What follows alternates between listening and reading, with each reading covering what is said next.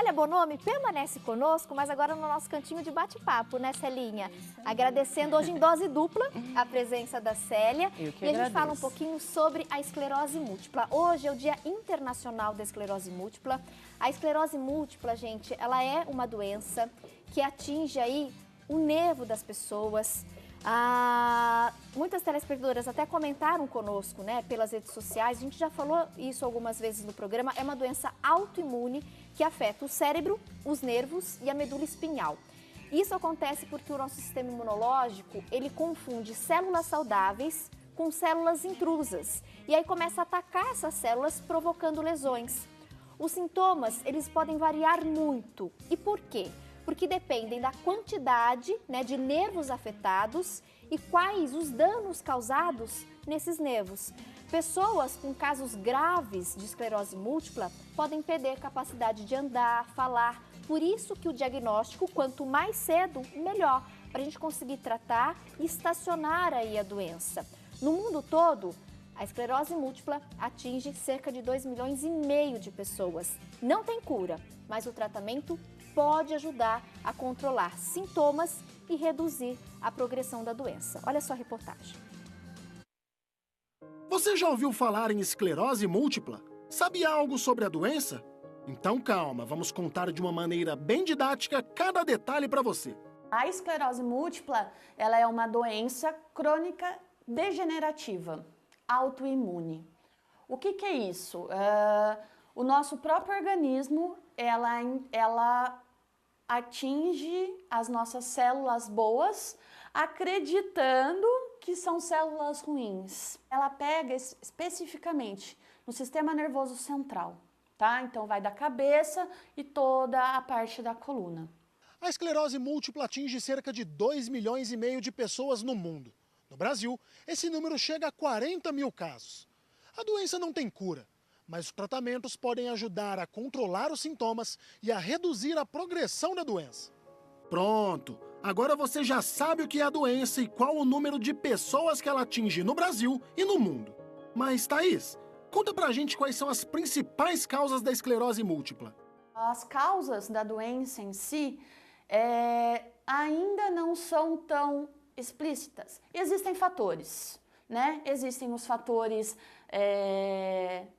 possivelmente genéticos. A gente sabe de fatores ambientais. Uma região lá, exemplo da Europa, mais fria, colabora para ter a doença. Há fatores emocionais, tanto que a maioria das pessoas tendem a ter os surtos, como a gente chama, a partir de um estresse emocional. E no que diz respeito ao tratamento? Hoje a gente tem uma gama de medicamentos, desde autoinjetável, infusão, né, que a gente toma, ou via oral. E óbvio, gente, caminhada, alongamento, né, eu acho que todas as atividades, inclusive a atividade física, antigamente falava assim, não, pelo amor de Deus. Hoje não, hoje exige-se que você vá, caminhe, ande, tenha essa parte saudável. Thaís é presidente do Grupo de Esclerose Múltipla de Campinas, o GENC, que é uma ONG que existe há 16 anos e que atende mais de 300 pessoas de toda a região. E o intuito da ONG é mostrar para as pessoas a qualidade de vida, o bem-estar, né? A gente fala bem-estar, que é uma coisa mais enxuta. E para contribuir com o bem-estar de seus pacientes, algumas atividades são realizadas pelo grupo. Entre elas estão a acupuntura, terapia ocupacional e alongamentos. A acupuntura, no caso, ela é importante porque ela pega determinados pontos que acabam trabalhando com a ansiedade, com a parte até sensorial. Já o alongamento, ele vem para movimentar, né? Ele vem para você não atrofiar, digamos. As atividades, elas são planejadas para que elas venham a conseguir a exercer essas funções de uma maneira prazerosa, através de atividades de artesanato. Porém, deixamos um pequeno detalhe para o final. Thaís, a presidente da ONG, também sofre com esclerose múltipla. Mas você pensa que ela se entregou? Olha, faz 5 anos que eu descobri que eu tenho essa doença. De verdade, hoje eu ando, eu trabalho, eu tô sempre a 1000 por hora, eu não consigo ter uma debilitação, eu sou doente. Não, eu tenho a doença. Eu tenho a doença e não a esclerose múltipla me tem. Tudo que acontece com a gente é importante, sabe? É importante porque você cresce e dá um valor para aquilo que você faz. Isso é mais importante para a gente. Tati, a gente tá esperando você aqui na ONG, tá? Um beijão lá no teu coração. Um beijo, Tati! E que delícia de beijo, né? Em coro! Bom Muito demais. bom, né? Eu acho importante a gente ressaltar a questão dos sintomas que as pessoas questionam muito, né? Tati, mas quais são os sintomas? O que eu preciso observar no meu corpo? São vários sintomas, gente. Essas manifestações, elas vão depender muito dos nervos afetados, né? O nosso corpo, ele tenta combater células que são saudáveis, mas o corpo entende como células que têm algum problema. Então, o corpo começa a combater essas células e aí acontecem, né, esses problemas.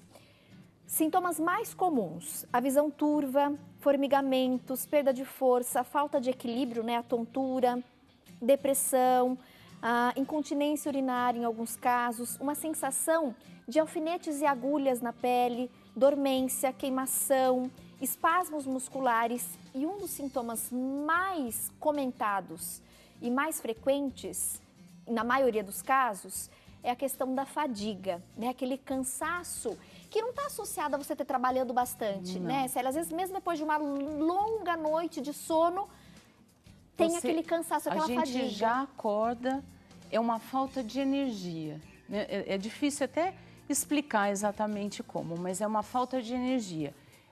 Eu brinco assim, que às vezes parece que pega uma seringa enorme e suga assim de minha energia, né? É lógico que às vezes eu já acordo assim, mas depois que a gente tem um dia assim intenso, com bastante coisas, é lógico que todos os sintomas eles afloram muito mais, né? Os sintomas, como você falou, muitas pessoas têm vários sintomas e algumas têm alguns delas. O diagnóstico da doença é muito difícil. É difícil. Eu fui tratada há muito tempo como se eu tivesse labirintite, porque o meu primeiro sintoma, eu tinha esse cansaço, mas como a minha vida é completamente corrida, eu sempre achei que era por isso. Mas o que começou a me limitar um pouco foi o desequilíbrio. Então, assim, não é uma tontura como a da labirintite que as pessoas comentam que gira. Você deita na cama e como o seu entorno todo girasse. Não, não é de girar. É um desequilíbrio, assim, que você tem um pouco de dificuldade de ver a profundidade das coisas, né? A distância das coisas. Às vezes, eu pensava que eu estava indo com a mão numa direção e não que tivesse totalmente oposto, mas estava errado o meu cálculo, entendeu? É o desequilíbrio para andar. Não é assim também, não cheguei a cair nenhuma vez, mas pode acontecer isso também. Mas é um desequilíbrio que é interessante até. Eu preciso ter alguma coisa por perto de mim. Se eu estou num ambiente muito aberto, é muito difícil para eu andar. Se eu estou num ambiente mais fechado, que eu tenho um guia, uma parede próxima de mim, isso facilita muito. Então, a diferença, a labirintite, ela não é assim, né?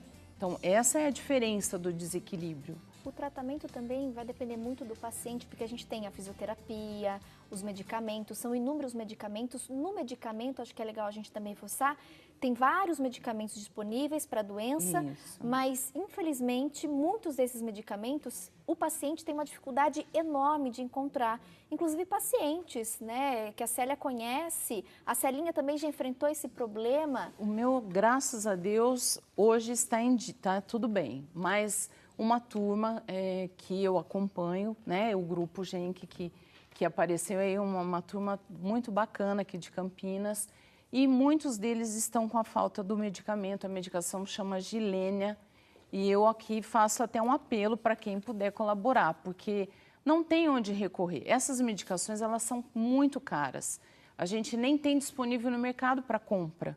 ela só é fornecida em farmácia de alto custo. E essa medicação, a gente não pode ficar nenhum dia sem a medicação, porque um período que você fique sem a medicação, você corre o risco de adquirir novas lesões. E a cada nova lesão é uma surpresa.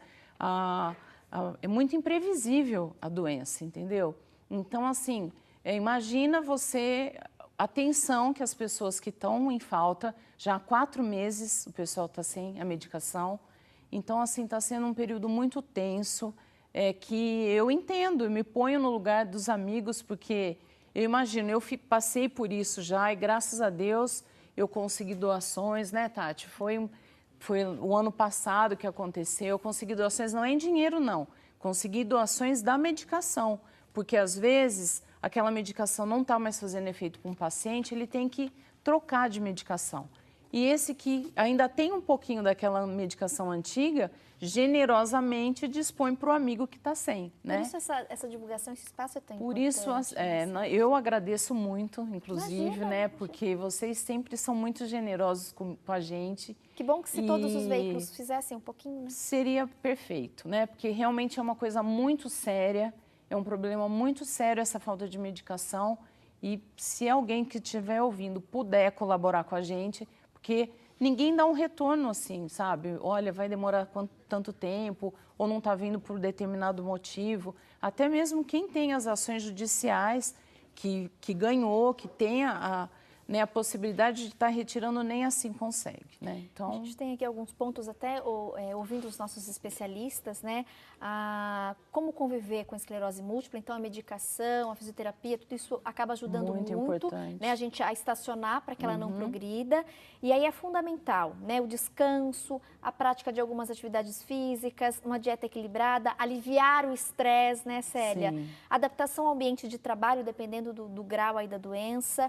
Alguns médicos pedem, inclusive, para evitar o calor, porque alguns pacientes com esclerose múltipla, eles são muito sensíveis ao calor. Todos, e buscar apoio, né? Todos. O calor, os sintomas, eles aumentam Piora muito o mais. mal-estar, né, Muito Célia? mais. E o frio, as dores aumentam. Então, é paciência. Mas o que eu quero também deixar aqui, que quem está passando por isso, não desanime, porque hoje em dia tem muita medicação que está controlando a doença, né? E a gente não pode deixar a peteca cair jamais. E buscar apoio de sempre ONGs, isso, né? Pessoas família, que também passam por esse problema. Família, muito importante o apoio da família, né? Porque os sintomas são muito invisíveis, então preste atenção nas queixas, né? Às vezes a pessoa reclama de algumas coisas que as famílias acham que é preguiça. Não é preguiça, é realmente bem complicado. Fiquem atentos, sejam carinhosos, tenham paciência. Eu tenho tudo isso em casa, graças a Deus, e estou bem assim, né? Então faz toda a diferença, tá? Sério, mas obrigada por fazer muito diferença ânimo. também, né? Eu acho que a cada entrevista e cada oportunidade que a gente tem de falar um pouquinho sobre isso, é falar da doença, é falar dos sintomas, deixar esse alerta e reforçar o quanto o apoio é importante, familiar, de ONGs e de pacientes, né, que também passam por esse momento. Portas do mulher.com estarão sempre abertas. Que bom no Dia Internacional da Esclerose Múltipla reforçar, né, mais um pouquinho sobre essa doença. Muito Deixa eu dar obrigada. beijo, abraço. Beijo. Obrigada, viu, meu amor? Obrigada. Pelo artesanato e pela entrevista. Obrigada. Até breve.